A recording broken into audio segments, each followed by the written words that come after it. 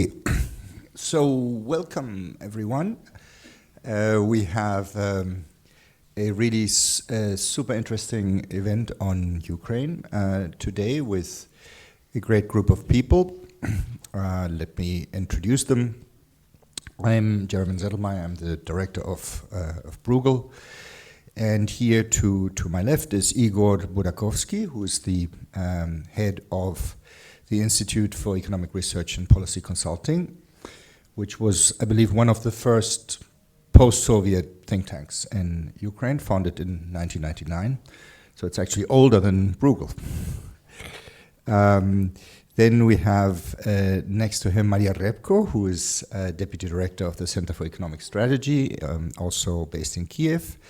And I think the CES was founded in 2015, right? So post-Maidan, just at the time, and it's been has been very influential and has done very good work.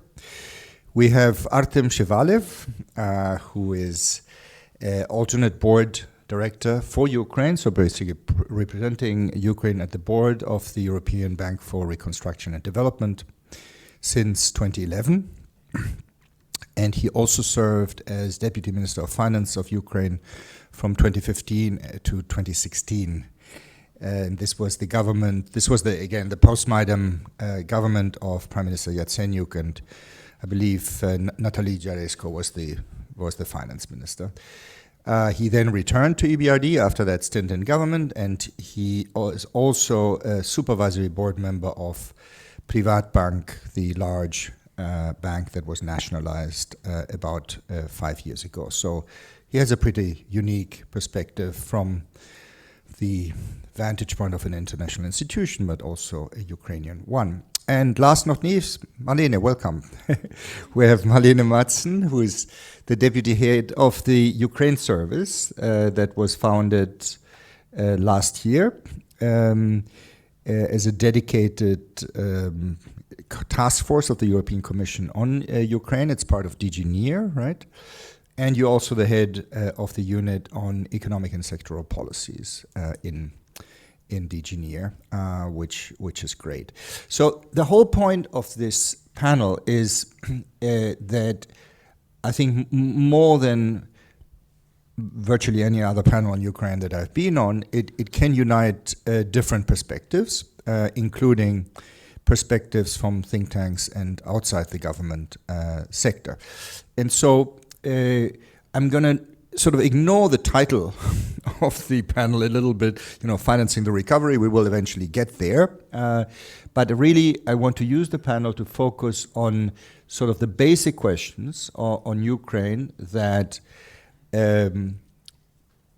make me wonder and sometimes worry. And so they are essentially about three topics. One is the state of the Ukrainian economy, which is is a bit of a miracle, and so I would like to better understand that miracle. Then we have the state of the governance anti-corruption effort in Ukraine, where big things have been going on, but possibly there are also some teething problems. I want panelists to give us their perspectives on that, and then we will end with the issue of external aid for Ukraine and how this is working, how the coordination with Ukrainian authorities is working, and of course how coordination among donors is working. The EU has been in the lead on this, and so here, of course, we hope to hear from you, Madeleine, but also from the others. So let me go to topic number one. If you read the recent IMF staff report on Ukraine, which is now about a month old. It came out in late March, so still reasonably fresh. The overwhelming impression you get is just how hard this economy was hit, and so it's worth actually quoting a paragraph from the report, which says that according to the World Bank's latest rapid damage and needs assessment, this was late February. The estimated direct physical damage from the war amounts to $135 billion, over 60% of pre-war GDP. Damage is predominantly residential buildings, transportation, infrastructure, energy, and enterprises, and that the cost of reconstruction and recovery could amount to, according to the World Bank, over 400 billion US dollars. The impact of the war on the productive capacity of key sectors due to damage or occupation is substantial and likely long-lasting. Humanitarian costs of the war continue to rise. A third of the population has either migrated or been internally displaced. These large dislocations have generated mismatches in the labor market, including a large decline in real wages, substantial unemployment, and the World Food Programme estimates that 1 of 3 families in Ukraine are food insecure. And if you just want to remember one number, it's that output in national income in Ukraine in 2022 was 30% down. So this is a huge shock. But there's another side to this story, which is there seems to be an actual recovery going on, roughly since the third quarter of last year. The power supply has stabilized, business sentiment is improved. We have not, and this was quite extraordinary, and one of the reasons why the IMF decided to go ahead with its large program, we have not seen runaway inflation or runaway deficit. Inflation has in fact recently come down. Inflationary expectations are coming down, and of course there's a prospect for further stabilization under the IMF-supported program. And so basically my question to the panelists is help us understand this paradox. So it looks to me a little bit like there's an analogy between the way that the Ukrainian economy has reacted to the shock and the way that Ukraine has militarily reacted to the shock, which is it was a huge hit. Many expected collapse. Collapse did not happen. In fact, there's been some clawing back. So what generates the resilience? And the question is, of course, is it sustainable? Igor, you go first. Thank you very much. For me, it's a kind of privilege and, of course, a challenge to talk about current Ukrainian economic performance. And, of course, I'm very grateful to Geronimo and, to the Bruegel Center for having an opportunity to talk to you. I would like maybe to raise a couple of questions, because a couple of issues, because definitely Q&A is the most interesting part in every discussion. First of all, I would like to say that we need to take into account the initial conditions before the war started. I mean that in year 2020, Ukraine has undergone a severe economic shock due to pandemic. And in year 2021, we started to recover from pandemic. I would like to say that at that time, there was first wonder, so to say, in our history, because we were expecting quite a huge losses from pandemic in economic terms, but it didn't happen so. And again, actually, it's a question for specific discussion. When it comes to year 2022, the results will show us the following. First of all, we lost approximately 30% of Ukrainian GDP. And this is something which is quite a huge thing. But again, when we are talking about the losses, we need to discriminate between two types of losses. Economic losses per se, the people had to leave their places, leave their businesses, run away either to Europe or to the western part of Ukraine, and this type of losses could be recovered somehow. When the people are coming back, they're coming back to their small, medium-sized, and even big businesses, and of course, actually, they manage to recover. The most important part of the losses are physical losses, the losses of the physical capital, and of course, these losses could be recovered in the medium or even in the long term. So, my point is quite simple, actually. Ukrainian economic resilience could be explained by a number of factors. First of all, actually, there was a number of things done before the war. First of all, for example, Ukraine in year 2021 completed decentralization reform.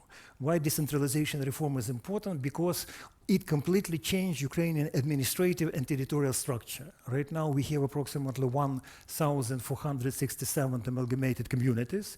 These communities got some autonomy, fiscal autonomy, political autonomy, etc., so they managed actually to get used to the shocks like pandemic shock.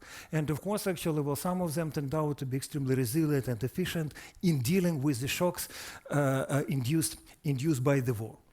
Point number two, there was a number of changes in Ukraine, and I think that actually, before the war, Ukrainian banking system was cleaned up.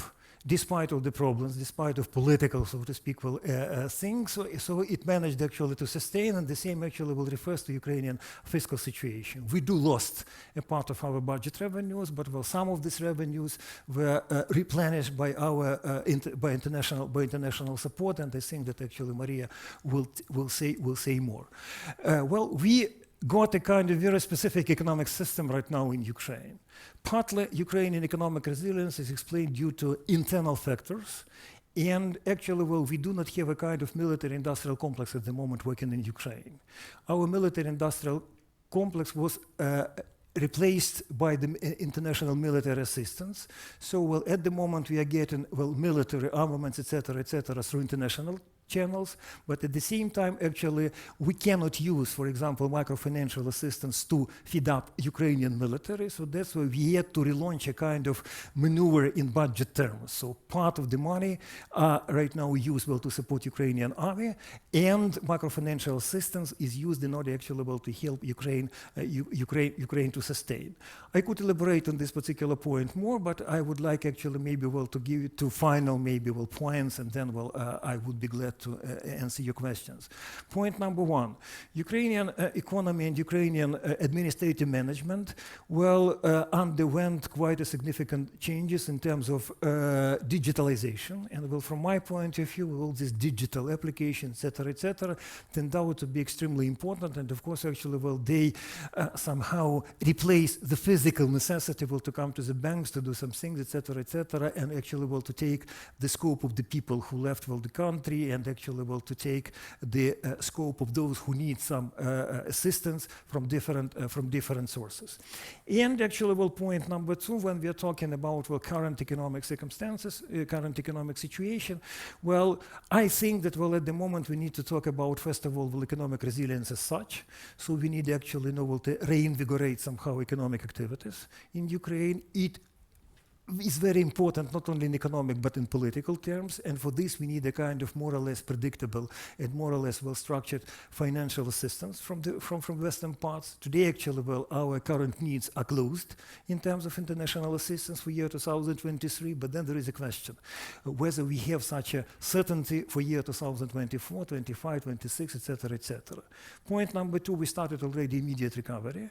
Well, and of course actually when it comes well to international help, I do personally will put a lot of expectations on the coming June Ukrainian Recovery Conference in year 2023 in London, because at that time we are going to discuss exactly the issue of immediate recovery. It's a very difficult question.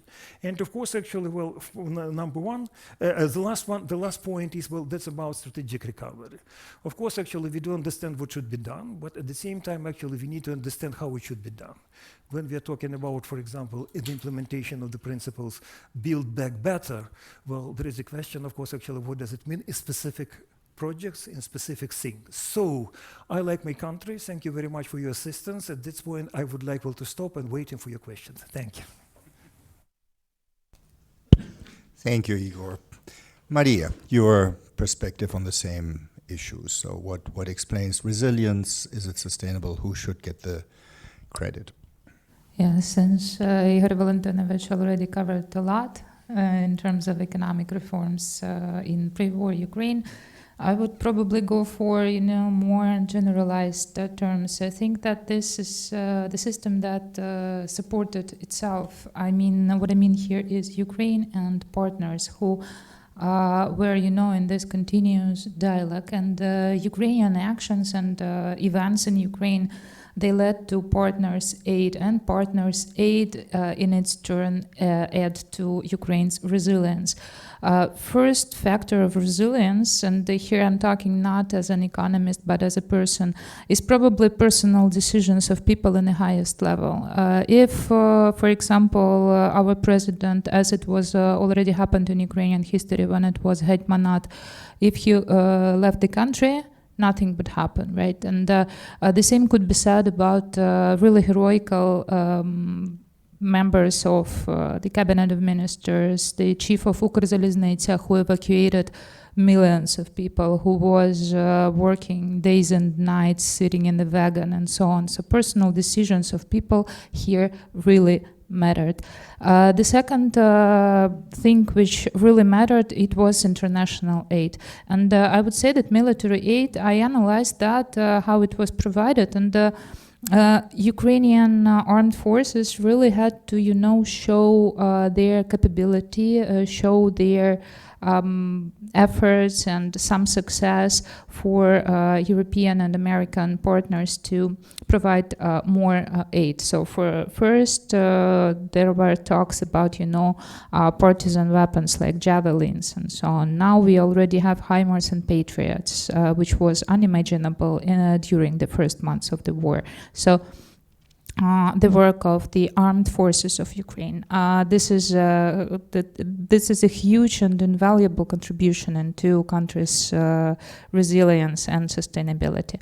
The same could be said about the economical sustainability as well, because people are coming back to Kiev or coming back to the usual activities, and the business confidence grows only during the times when in the front line Ukraine is either standing or winning. If the situation gets worse, the business sentiment drops. And this could be seen, for example, in autumn when the constant shelling of energy infrastructure brought the business confidence again to its minimal levels, to the levels which were probably seen in March or April this year. Now business confidence has already restored to over 50. This index shows that people expect better conditions than they are now. Center for Economic Strategy, which I represent, we published the index, the tracker of economic activity. We choose several indicators, like the early signs of what the economy will look like. And a lot of these indicators, actually, as Jeremina already mentioned, show that Ukrainian economy can go on and can keep on. One of the indicators is the number of jobs. It is at pre-war level. The other, inflation. The National Bank successfully brought the inflation down from 26 to current 17%. The exchange rate, it also declined. Hryvnia strengthened in the street market and cash market to the level close to official market, so the situation stabilized. But one of the most important factors, of course, is the donors' help. Without financial resources that has been provided to Ukraine, it would not happen. The budget gap, which is close to a quarter of GDP, is totally funded by foreign partners. This is half of Ukraine's budget, and the other half is funded by taxes and entirely directed to supporting the war efforts. I would probably stop here and let you ask other questions. Thank you, Maria, and that was very clear, and also thank you for reminding us of sort of this pivotal moment at the beginning when the Ukrainian leadership had a choice and they chose the right path. Artem, please, can you comment on the general subject, but in particular it would be great from you to get a view on the situation in the banking system. So it looks, again, surprisingly resilient. How much of this should we believe? It's very difficult to think that an economy that lost 1/3 last year, that this can go along without having huge losses on banks. So is this something we are waiting for, or something else is happening? Go ahead. Thank you. And let me start by probably looking a bit to the Ukrainian history. And I think that's where the economic miracle is rooted. Ukraine probably is by far the most decentralized or networked society that we have amongst the former Soviet Union republics. Well, maybe with the exception of the Baltics, but what I mean by that, the first Maidan in 2004, the Maidan revolution in 2013-14, and then the response to the Russia's invasion last February, all that showed the strength and the resilience of the society at the grassroots level. people very often, indeed, there's no underestimating the role of the government and the president staying there and issuing very strong messages at the beginning of the war. But if you look at the reality, what happened is that the civil society, the volunteers, the local authorities, even people within individual companies, including state-owned enterprises or state-owned banks, as Privat, the biggest bank in the country, people kind of saw that they have something on their plate and they have to do that. There was no moment when the country just stood still and waited for bombs to explode or for everything to collapse. It's literally it's not even from day one. I mean, in Privat, we were getting ready even months before when the anticipation of the Russian aggression was already there in the air. We started prepping. So when they went in, we knew how to respond. And basically, that's what happened across the country. And I think it's that grassroots initiative and the network decentralized response that really allowed the economy to show the resilience that we've seen. The flip side to that is, of course, that it's also informal economy. And this is also, I think, an important element to explain the economic resilience is that with all the advances in deregulation that we've seen in Ukraine since 2014, there's still a sizable informal economy there. And these processes, they didn't disappear. If anything, they actually allowed for many things to still happen in the early weeks and months of war to support the movement of the goods, the imports, the supplies to the front lines, supplies of critical materials. So the informal economy did play a significant role there. But as I said, it's the fact that some of the critical pieces of infrastructure, both physical and financial, that worked. Maria mentioned very importantly, for example, the Ukrainian railways. I mean, it has to be a separate case study. How you manage to mobilize a company which is, 80,000 employees? I mean, it's absolutely huge. And even in the early hours of the war, the trains kept rolling. The trains actually moved millions of people in the first weeks of the war, the evacuees. It moved critical goods, including defense supplies, to the front lines under shellings, and there was almost no loss of efficiency there. Admittedly, there has been a tremendous decrease in the freight being transported. EBRD just approved yet another project for the Ukrainian railways yesterday, and we see that, of course, nominally there is a huge drop, but that drop is explained mostly by the losses in the industrial south, Mariupol, and areas there. But we see that the rest of the system is superbly efficient. On the financial infrastructure side, one of the first things that Privat Bank did, and for those of you who don't know, Privat Bank, as I said, is the largest bank in the country. It accounts for probably about 60% of the deposits and the payments in the country. It took us less than 2 months to move entirely to the cloud. And it's the cloud that is outside of the country. It's 17 million active users. Just to give you an idea, Central Eastern European peers claimed that it would take them approximately 2 years to deliver a project like that. We did it in less than 2 months, whilst our key storage facilities, data storage facilities in Dnipro were actually being shelled by Russians. Again, how did this happen? Miracle.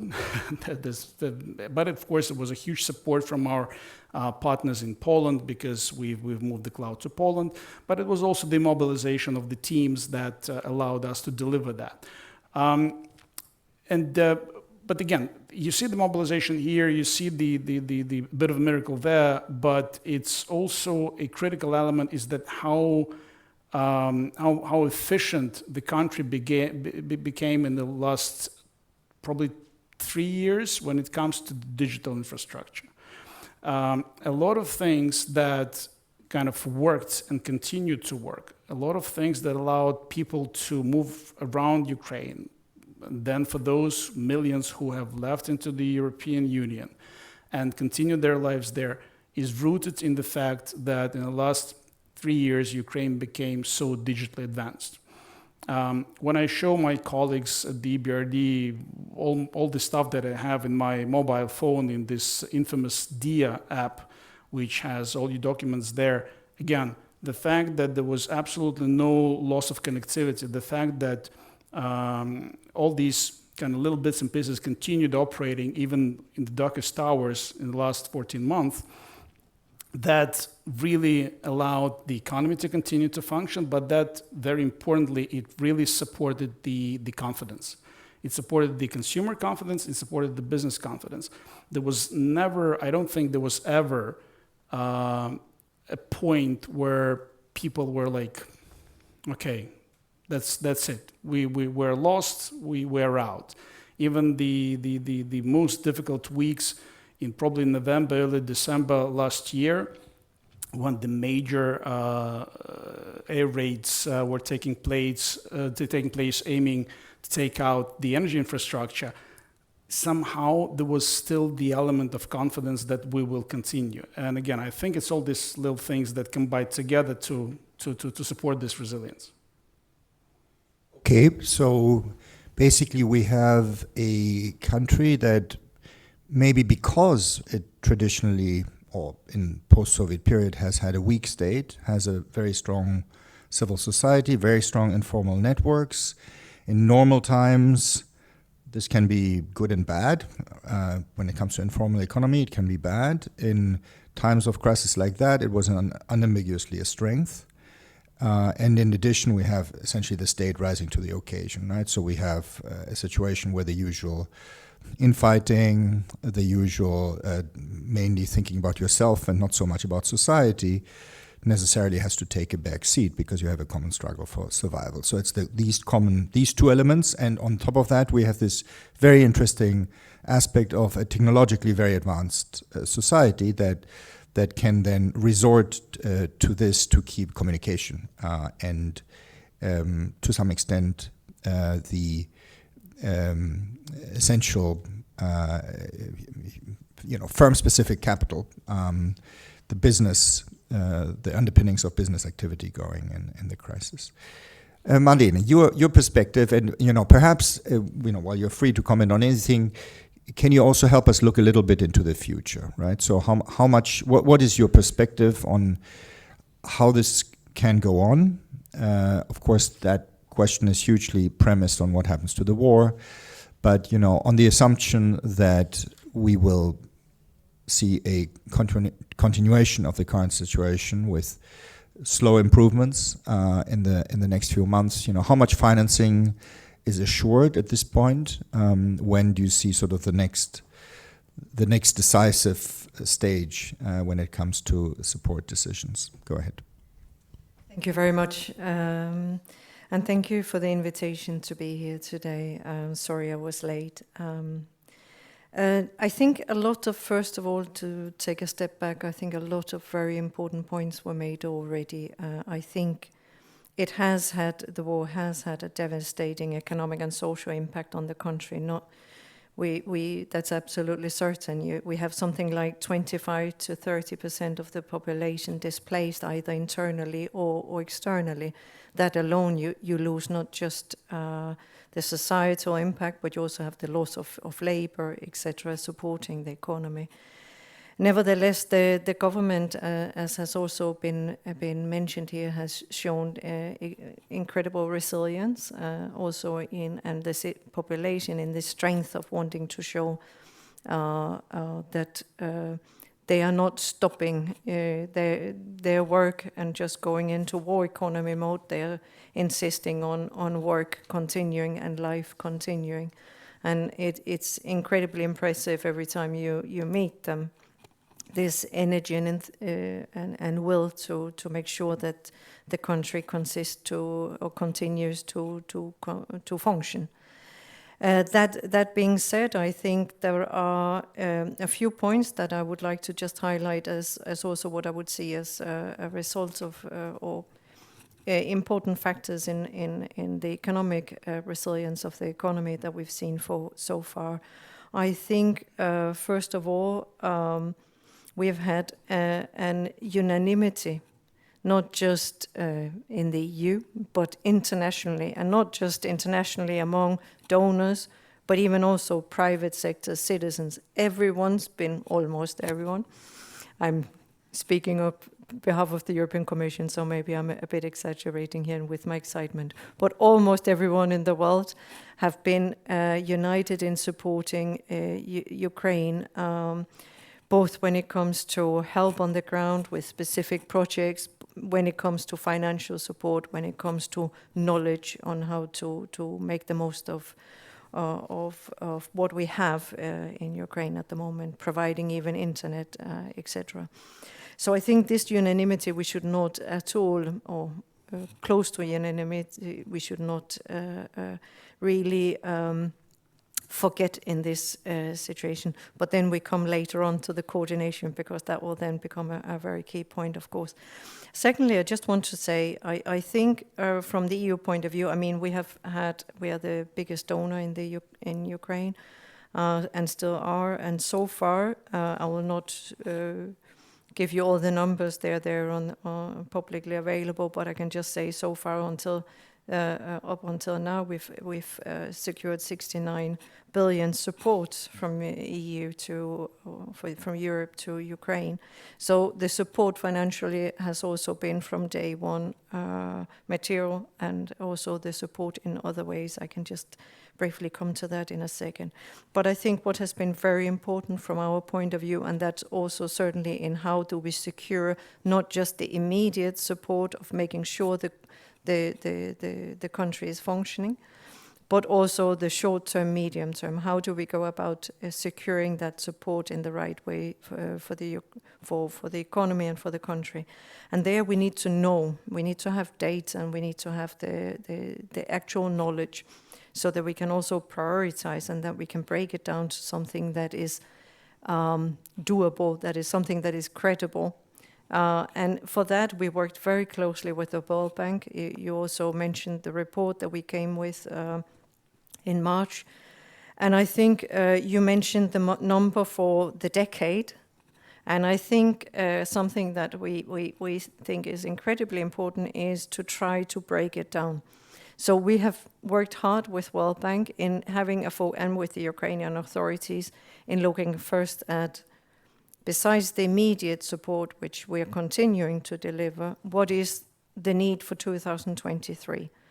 To make sure that we can guarantee that we can plug the gap, but also, and I think that's far more important and links to your question about future, we need to have a sense of prioritization, and we need to know where are the areas, which sectors are the most impacted, but also where the reforms could trigger. Because we have the special situation of Ukraine since June last year having the candidate status, we're working very closely with them in securing also the help in approaching EU.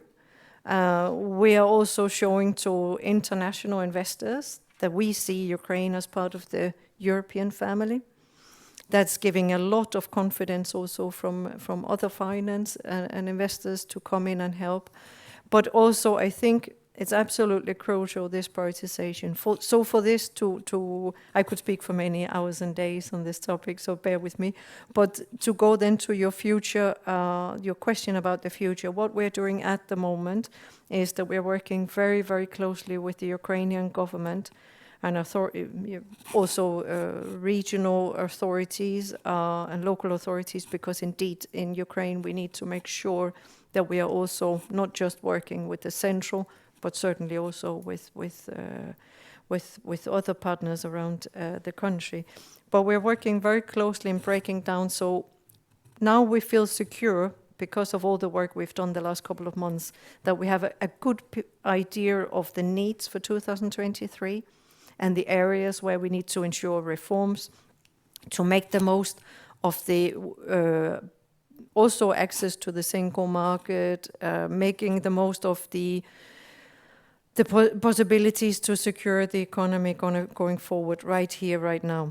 Now we are working with them to ensure that this is also for the next 4 years. What would be the areas that we need to go in and both have investments, supporting the economy, making sure that the donors go in that direction, but also having the reforms needed.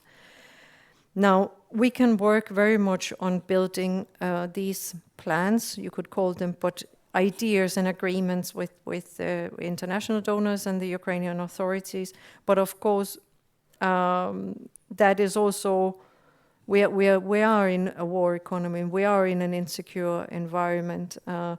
And for instance, you've seen in the newspapers lately, there is a lot of insecurity when it comes to the extension of the Black Sea Grain Initiative.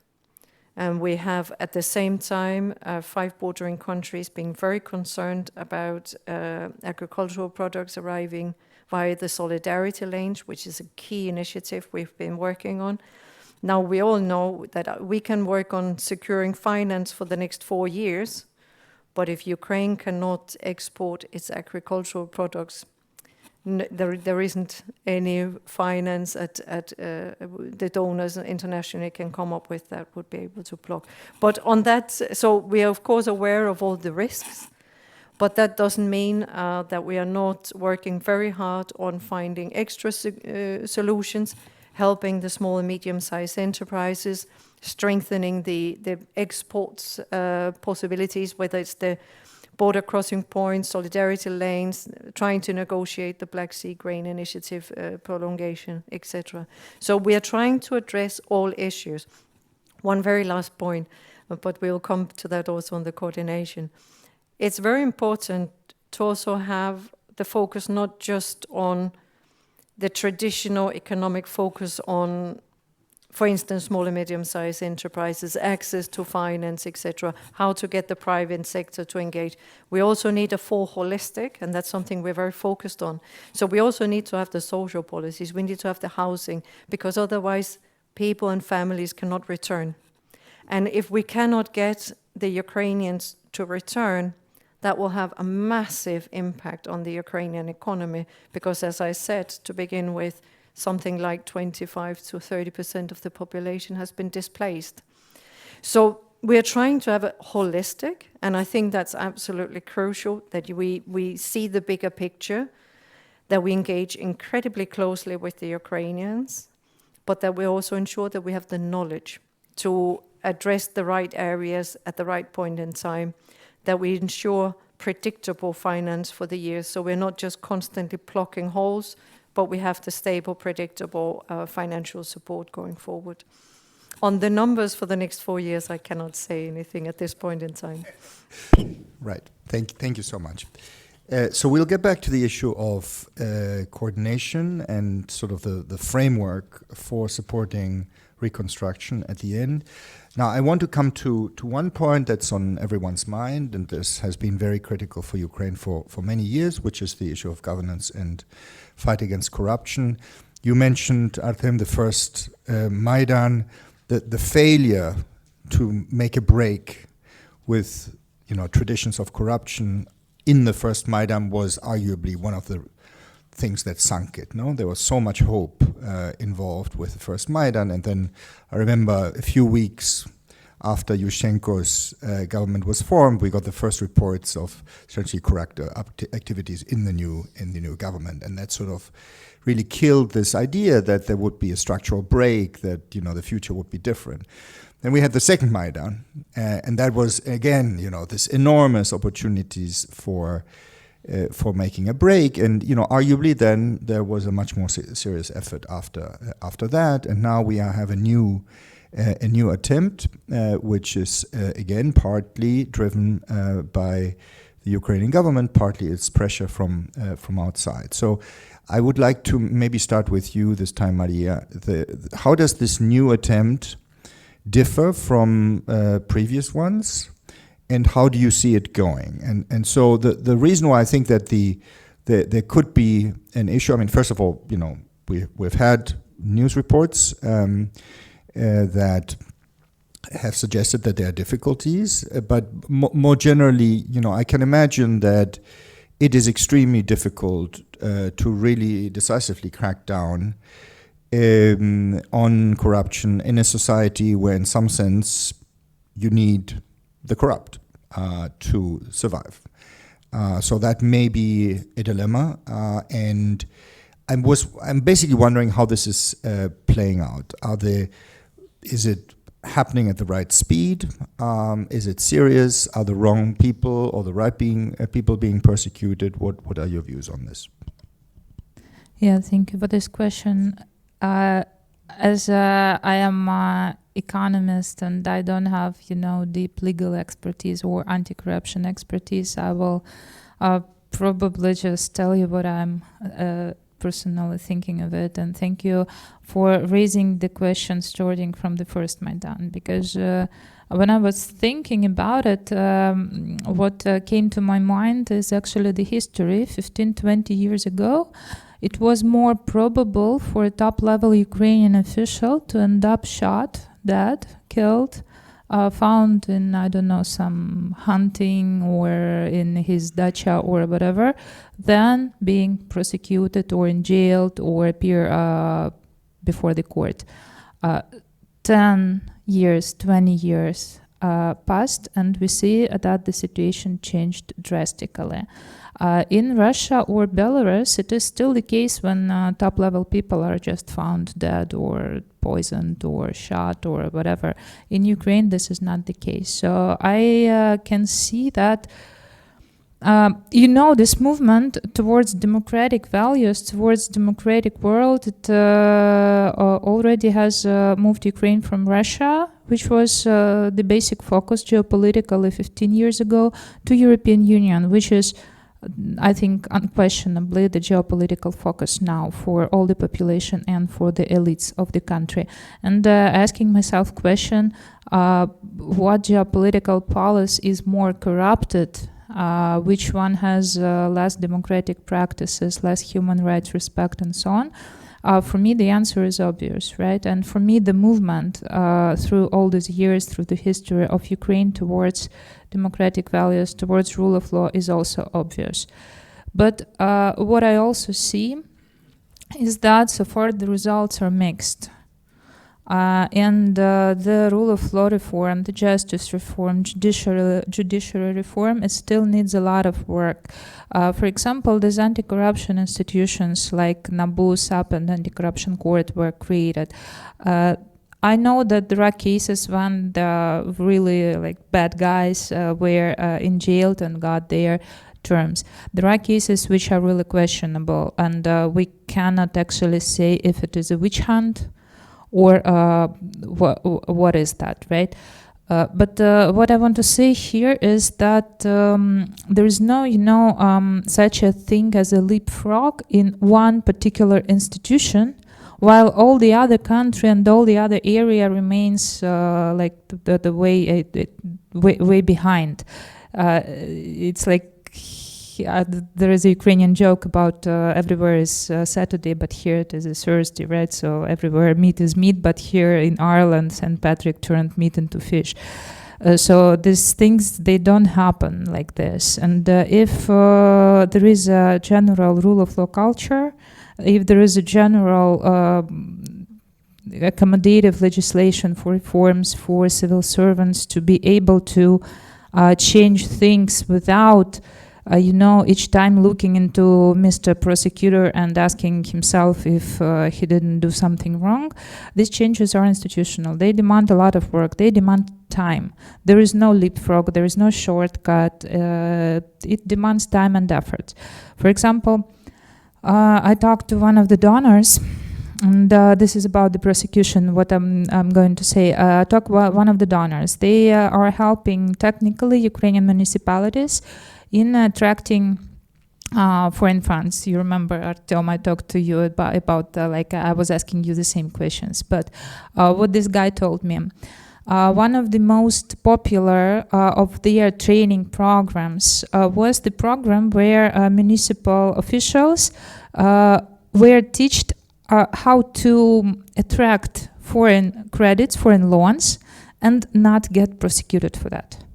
They had 100 or 300 pages book on this, how to comply with all the requirements of Ukrainian legislation and how to do this in a very, very precise way so that no one could say that any smallest mistake were made. So not only the anti-corruption organs should be created, not only the courts should be reformed, but also civil service, right? Because now civil servant could be prosecuted for anything, literally anything. So there is a huge job to be done. And not only in one point, not looking for shortcuts, but making it complex. Yes, indeed. I mean, there's a huge dilemma there in basically recognizing that these institutions should be independent and allowed to do their job, and yet recognizing the possibility for failure that comes from the fact that in a society where almost anyone can be accused of a past failing, it may be easier to prosecute those that are easy to prosecute, right, rather than going after the really powerful. Artem, what's your perspective on this? Well, where do I start? First, to continue what Maria was saying, there's a lovely notion, and I'm saying this as a former deputy minister of finance. There's a lovely notion in the Ukrainian constitution, which is roughly translated as causing the loss to the state. And basically, if you are creative enough as a prosecutor, there is almost everything that is causing the loss to the state if you are trying to do something good for the country. You want to cut down the regulation, you're causing the loss to the state, because that regulation will basically make sure that the business finds it easier to do whatever they're doing and kind of not pay something to the state. You privatize an enterprise, you're causing the loss to the state because the prosecutor thinks that you could have sold it at a higher price. The prosecutor doesn't have to come up with any valuation or any justifications just because I think so. And I think one of the critical things is actually try and change this psyche. Unfortunately, Ukraine is still a very low-income country. And going forward, it's some of the things that in Europe seem natural and kind of understandable, the higher salary produces better talent, that's not exactly how it's perceived in Ukraine today. And I think an overarching exercise or attempt to slightly change the narrative, to show why we need higher paid talent in the governance structure in the state or in the public sector overall, all these things have to come together to really change the quality of the development that we can have in Ukraine. Igor and Marlene, can I just have quick reactions from you, because we're basically running out of time and I still want to discuss on coordination and institutional frameworks. Igor. Well, when it comes actually to coordination, definitely we need to talk about public administration reform in Ukraine. Unfortunately, this reform was delayed for a couple of times due to COVID pandemic, right now due to war. And from my point of view, when we're talking about coordination, we need to talk about, well, administrative absorptive capacity of Ukraine. So there is a lot of money around Ukraine, and definitely we need actually to be able to use them in full. Unfortunately, the record is not very good for Ukraine, because if you take, for example, the history of the money coming from the World Bank, from the International Monetary Fund, we were never successful enough to use all the money. So this is point number one. Point number two, well, it's about actually coordination between the central government and the local authorities. It's a very big problem, because at the moment, well, both local governments and national governments are dramatically undermanned well, they need to be specifically trained, prepared for this type of the challenges, and of course that's something what is very important. And maybe my last point is that when we are talking it's not about coordination, that's about corruption. In year 2019, our institute produced a report which was called Fight Against Corruption Economic Front, and at that time actually we did a couple of estimates about the positive results of combating corruption in Ukraine. My personal point is that actually when we are talking about corruption in Ukraine, we are imagining Mr. Yanukovych, his team, etc., and that's why this, previous bad history, unfortunately, affects our future understanding of the corruption. Definitely corruption is there, but Maria said quite a good thing. We already created the necessary infrastructure for combating corruption. But unfortunately, you cannot create institution today and kill corruption tomorrow. You need certain time, and this is also the kind of a problem which again refers to the issue of public administrative reforms.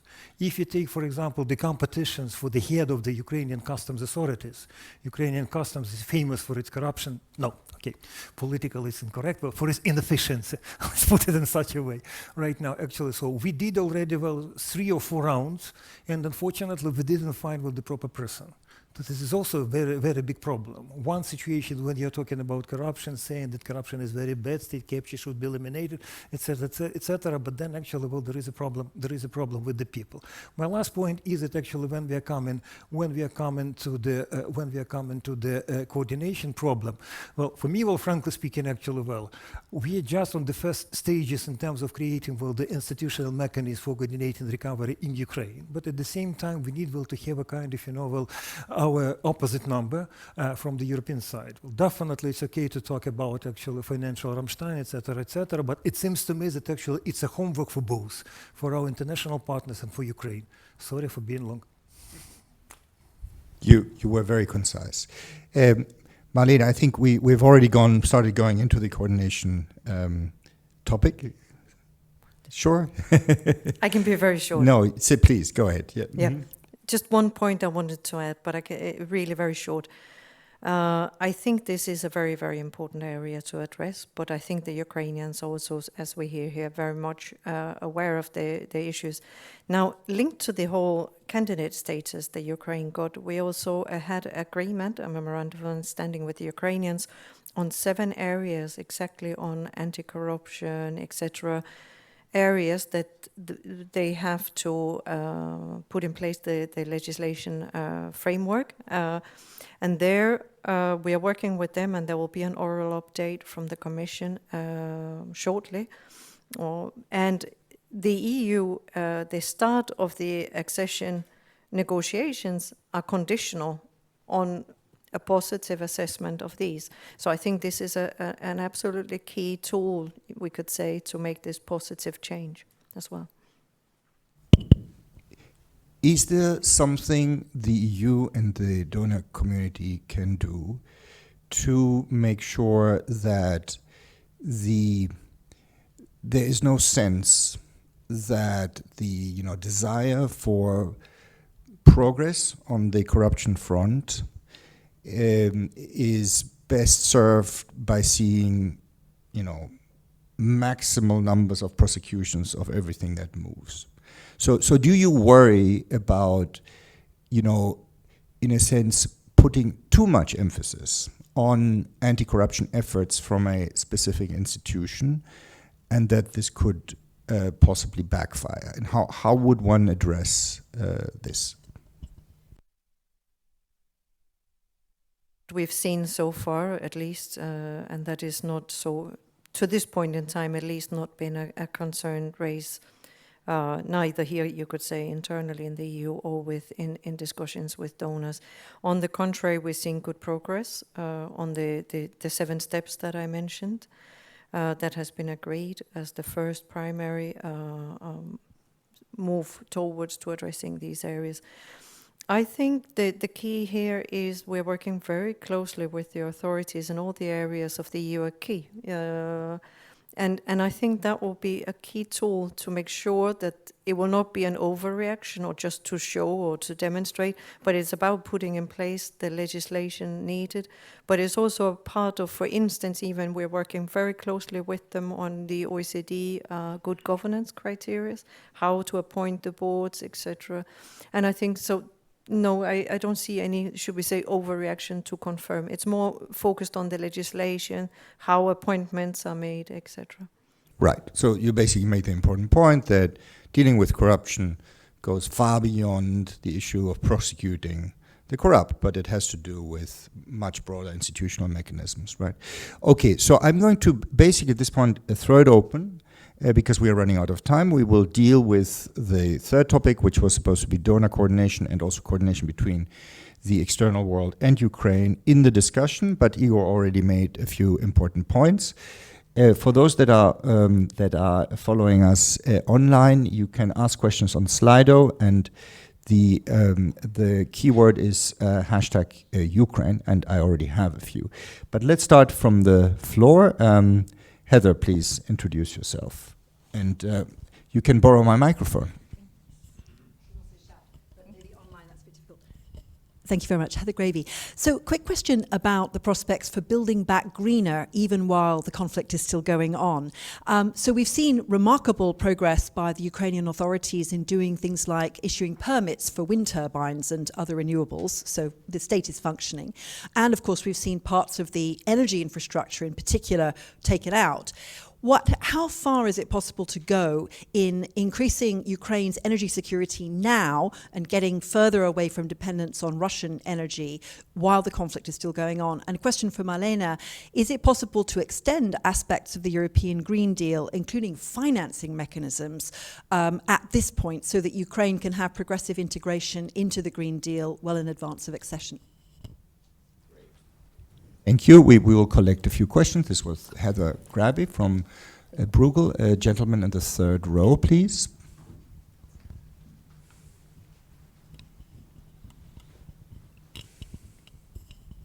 Hello, my name is Tim Peters. I work in the EPRS, the European Parliament's Research Service on Budgetary Policies, and I have a question regarding financing. So the EU is giving already a lot of financing at the moment, and it's expected that we as the European Union will also provide the largest part of the financing of the recovery and rebuilding. And the question is, how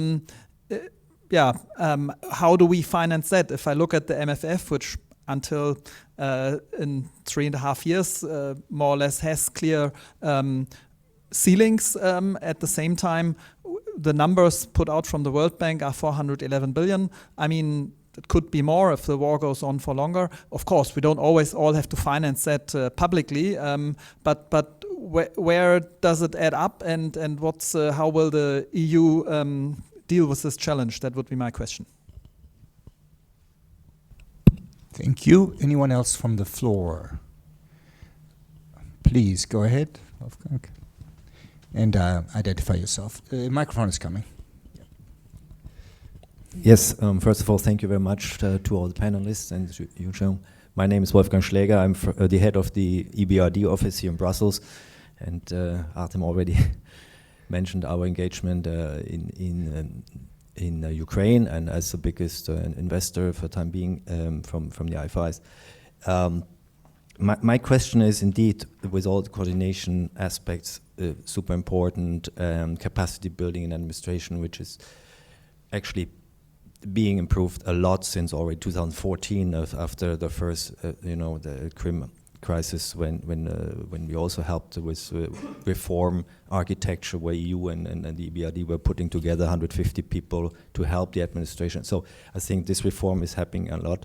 But my question is now concretely, when it comes to reconstruction, a big bottleneck will be the projects as such. So you have the capacity on a local level to civil society to accompany transparency, but if you don't have engineers and everything to prepare the projects, which take usually a long time when it comes to infrastructure, so there needs to be some kind of instrument, or like after in the Western Balkan, after in the war, there was this agency. So have you any ideas about how that could look in the future? Very good. So let's take those 3 questions and then maybe 2 of the ones that we see on Slido. EC funding mechanisms, will there be an element of conditionality? My sense is there already is, but you may want to speak about that. And then a very broad question, what are the priority areas in industry for recovery in the short term and in the long term? So we have 5 points, and I would now go around maybe in the original order. Starting with Igor, and you can pick and choose, right? You don't have to, in fact, you should not attempt to answer all 5, because otherwise we'll be here forever. Igor. Well, there is a temptation to answer all the questions, but I'm trying to be as selective as possible. One on more sensitive note with European funding mechanism. Definitely there should be a certain element of conditionality, but again, we need to discriminate between the money borrowed by Ukraine and also the money given, for example, to local authorities. Ukrainian local authorities, local communities are not in the position to borrow the money as such.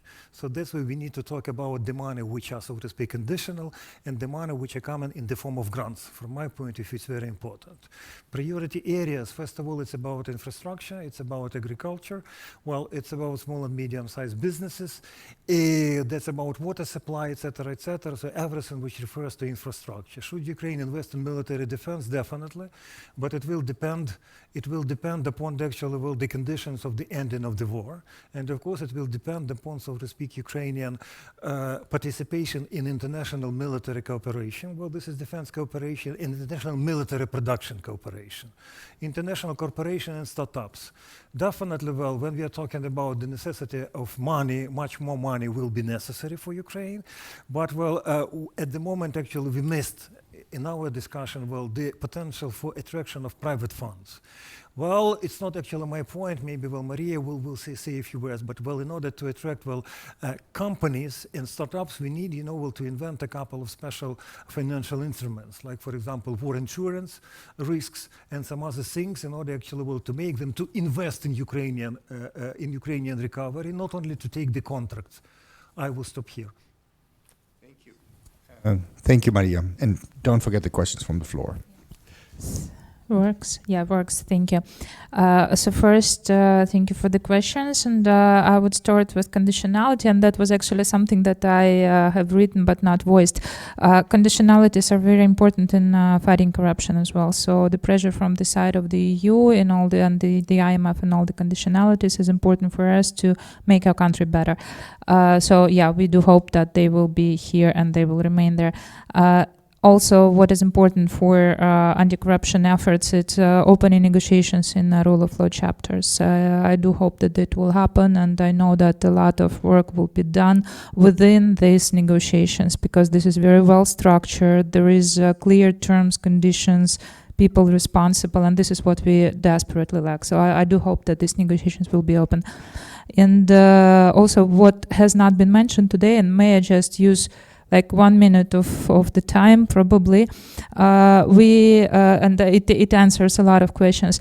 Together with Igor Valentinovich and 2 other think tanks, including Dixie Group, who is working on green recovery, we wrote a Ukrainian recovery cookbook.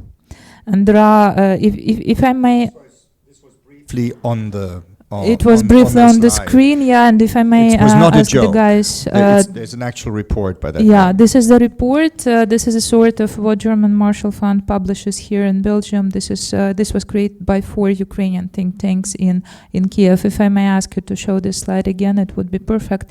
Here it could be downloaded. And so there are answers to the question of green recovery, to the question of priorities, to the question of how do we see the recovery should be done. And finally, here I stopped actually marketing this report, just thanks to International Renaissance Foundation for making it happen. Finally, I want to address the question of European Union budget and covering this scary $400 billion, or euros, I'm sorry. We have 300 billion euros of Russian assets frozen, the sovereign assets. I understand all the legal conundrums and problems connected with that. But even the interest from these assets, even if invested into US Treasuries with the current rate hikes, it would bring over $10 billion per year, right? So that's not peanuts. And for Ukraine, it's not it's not a little sum, and we have to do something with it. I had meetings several weeks ago in Brussels here with several members of parliament, and there are people who are working on that. So please make it happen. Thank you, Maria. Artem. Yeah, and I'll try to focus on the questions on the floor. Green, absolutely. It has to be building back greener. The biggest issue is affordability. With this current state of technology, it's still pretty expensive, again, specifically for Ukraine as a relatively low-income country.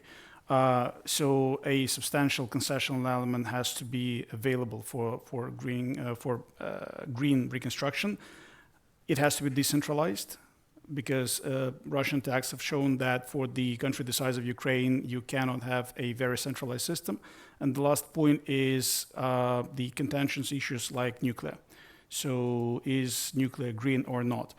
On the numbers question from the European Parliament researchers, a very important question, and I have somewhat pathetic and emotional answer, but still, look, we're talking about 400 billion over probably about 10-year investment horizon.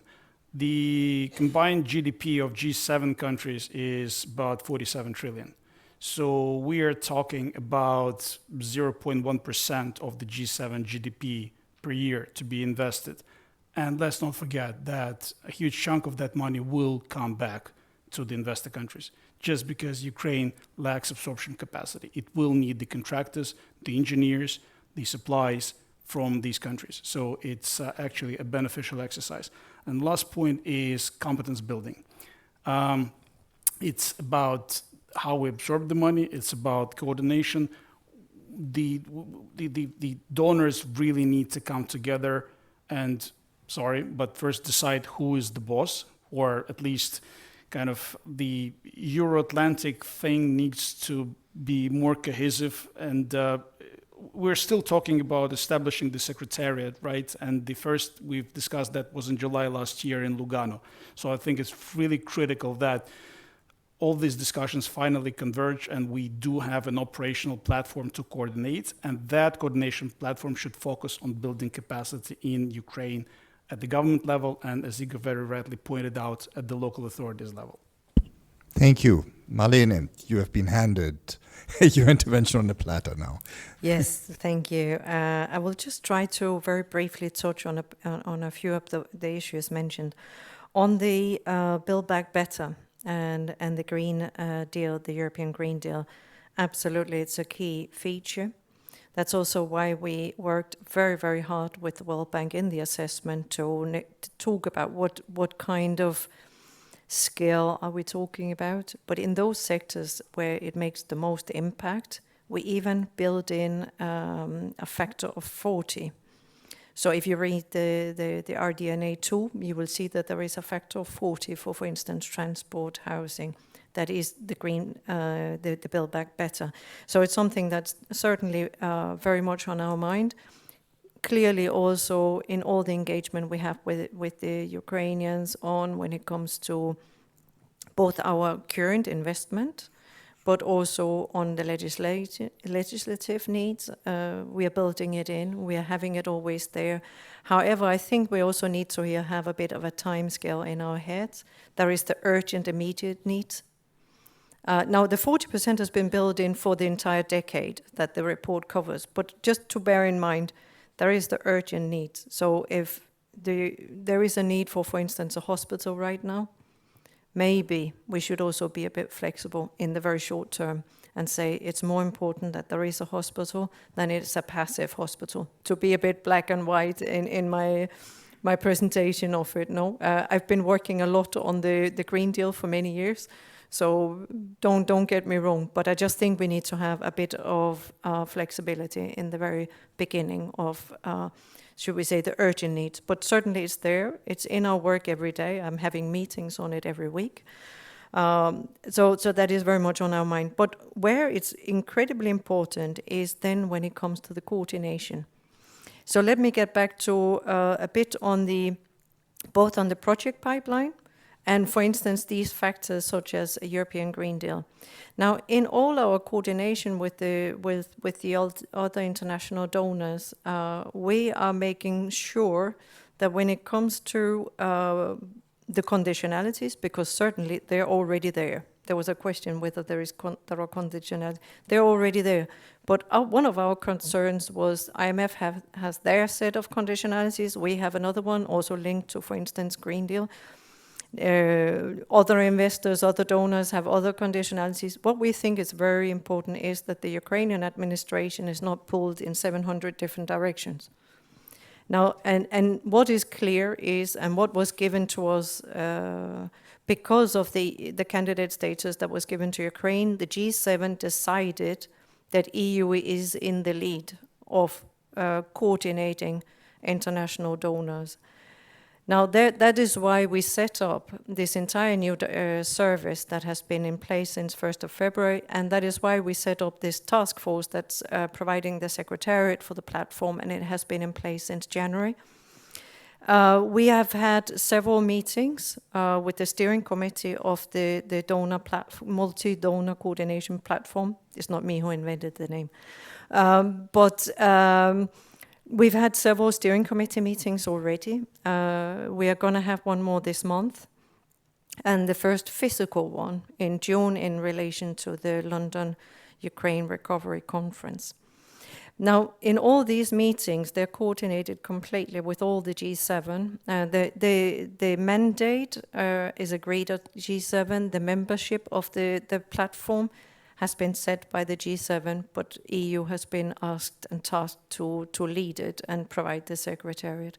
Now, what we are doing very closely with all the other donors is also even just setting an agenda for these meetings can be complicated enough. I'm sure you can fully understand when you need to get all the very, very big countries and partners and IFIs to get along. But there is, as I said to the very beginning, what has been striking here is the unanimity. And we still have that also in all our steering committee meetings, also when it comes to what is really important at the moment. And here at the moment, there's a lot of discussion on how do we secure and coordinate the support for building a project pipeline that is credible, that's good, that is also prioritized. Because it doesn't help if everyone wants to build, and now I'm being maybe a bit not politically correct, but if everyone wants to build kindergartens, there's an enormous community out there wanting to support kindergartens, and it's fantastic. But in order to have a full society functioning, you also need other investments that are maybe less, on the top of some donors list. But we need to have it all. The same with the support to the running cost of the Ukrainian government, where we've provided the MFA plus 18 billion this year. We need to be able to plug the gap, irrespective of, you could say, which exactly expenditures it is. But so we need to support this project pipeline, and we need to have a prioritization, and we need to support the capacity enhancement to also handle it, because you're absolutely right. There will be an issue of also getting the material, the expertise, the knowledge in, but there is also of having the capacity. And we've seen that in many other situations over the last 10 years where we've had big issues we wanted to help with. We need to have the capacity there. But maybe one final point on the platform, the next steering committee meeting, there will also be discussions. The agenda is not 100% set yet, but it seems that there will also be discussions on issues such as exactly how do we ensure the private sector, because you mentioned this thing about, but the number looks big. How can we plug it? And I think that's why it's very important to break it down, have the numbers, know what we are talking about, have incredible, solid estimates, and take it step by step. Now, we've seen that with 2023, at the end of the day, the gap was very, very small, relatively speaking. And it was very easy. It was one meeting with the platform, and it was sorted. You know, so when we have the data, when we know what we're talking about, the international donors can come together. But we need, in order to go forward for the decade, we need the private sector to come in. This cannot be done just by public finance, as you also mentioned. And for that, we need de-risking. So that's just one point I wanted to make. And I think it's very important that we address these issues, even if they are also complicated. Great. Thank you so much. We are overdue. We have to close. But is this working? Yes. Igor has asked for a quick final word. Quick, please. First of all, thank you very much for the opportunity to be here. Thank you very much to Bruegel Policy Center, and I would like to extend our special thanks to International Renaissance Foundation, Open Society Foundation, which made our cookbook possible and which made our visit to Brussels also possible. So thank you very much for your support. Thank you very much for all you guys for the sympathy and solidarity with Ukraine. Together we shall overcome. Thank you very much. Hark those words. We shall indeed. Thank you all. Bye-bye.